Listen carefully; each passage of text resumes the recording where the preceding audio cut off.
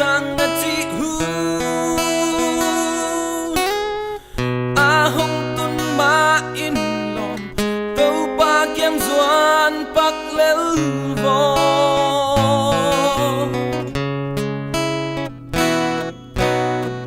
hun te hong bay man câu ba kem doan in hat sa thun hong tun chiang pu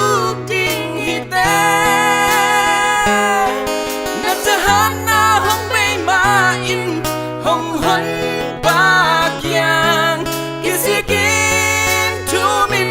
doan meni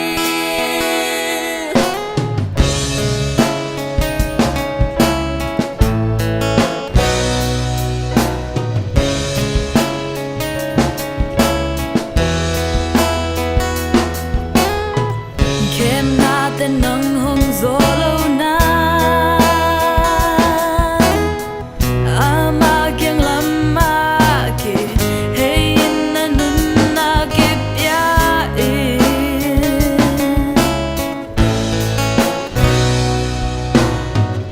wa hille aman na ha san na te kem pe zong hong zo pi lai lai ding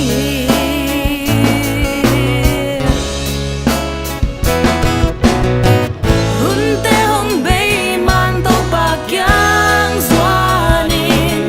hat sat hun hong tun chang pu ding hi te ana ta han la hong bay ma in hong hon pa kyang kisikin tu min zwan ne ngi Aha,